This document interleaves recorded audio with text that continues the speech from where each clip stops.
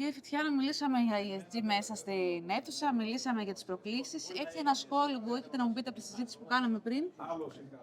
Ήταν μια πάρα πολύ ενδιαφέρουσα συζήτηση, νομίζω σε πάρα πολύ high level και είπαμε έτσι πράγματα ενδιαφέροντα.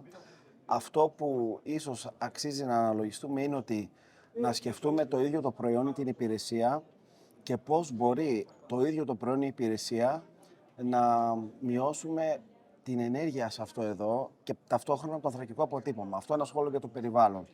Για την κοινωνία, πλέον ο κόσμος περιμένει πράγματα από τις μεγάλες εταιρείες, περιμένει να δει την παρουσία της μεγάλης εταιρείας σε κάποιες δράσεις που θα βοηθήσουν ειδικά στις πόλεις που έχει δραστηριότητα μια εταιρεία και πρέπει πλέον ένα τεράστιο φόκους των εταιρεών είναι να κάνουν πράγματα για τους εργαζομένους τους.